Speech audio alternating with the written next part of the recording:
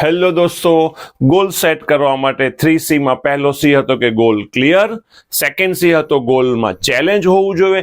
Now third C is for commitment, એટલે કે કોઈ પણ કાર્ય કરવા માટે પોતાની જાત સાથે કરવામાં આવતો વાયદો. આ વાતને એક નાનકડા એવા એક્ઝામ્પલથી સમજીએ. એક ફાધરે પોતાના દીકરાને અથવા એક મોટા ભાઈએ પોતાની નાની બહેનને એક વાયદો કર્યો હોય કે આજે સાંજે હું ઓફિસથી ઘરે પરત ફરીશ ત્યારે તારા માટે એક ગુડ ક્વોલિટી પેન લેતો આવીશ. અનફોર્ચ્યુનેટલી એ જ દિવસે ઓફિસે ખૂબ કામ રહ્યું, વરસાદ પણ ખૂબ આવ્યો અને અધૂરામાં પૂરું બાઇક પણ ખરાબ થઈ ગયું અને ઘરે લેટ આવ્યા. તો પણ આપણે કરેલો વાયદો વન ગુડ ક્વોલિટી પેન લઈને આવીએ તો આપણો દીકરો અથવા નાની બહેન સાથેનો રિશ્તો ખૂબ જ સ્ટ્રોંગ થઈ જશે અને તેમની આપણા પરનો ટ્રસ્ટ અને કોન્ફિડન્સ પણ વધી જશે અને ગર્વથી એ લાડકી બેન કહેશે, મારા વીરા જેવું કોઈ નહીં, અથવા તો my father is great. Yes or no દોસ્તો? આવું જ કમિટમેન્ટ ડેઈલી બેઝ પર આપણી ખુદ સાથે કરવાનું છે અને આ જ કમિટમેન્ટ આપણને આપણા ગોલ સુધી પહોંચાડી દેશે અને આપણે આપણા ગોલ બાબતે ક્યારેય ફ્રસ્ટ્રેટ થઈને ગીવ અપ નહીં કરીએ. રાઈટ?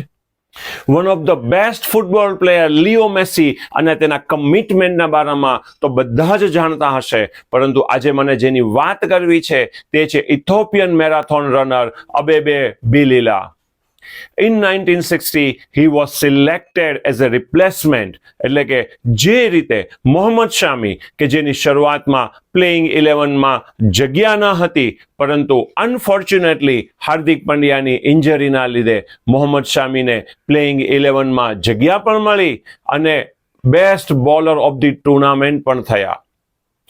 એવી જ રીતે અબેબે બિલિલાને પણ ટીમમાં એઝ એ રિપ્લેસમેન્ટ સ્થાન પ્રાપ્ત કર્યું, પરંતુ એ વખતે સ્પોન્સર્ડ શૂઝ કંપની પાસે તેમની સાઇઝના શૂઝ ન હતા.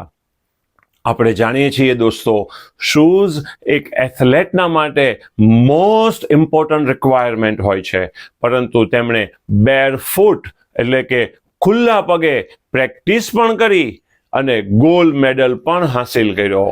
કમિટેડ વર્કના લીધે ફક્ત પોતાનું જ નહીં બલકે સમગ્ર આફ્રિકા દેશનું ગૌરવ વધાર્યું. He became first African nation to win an Olympic gold in the marathon. It shows that an individual has the commitment and drive to succeed. No obstacles can stand in his or her way. So be ready દોસ્તો.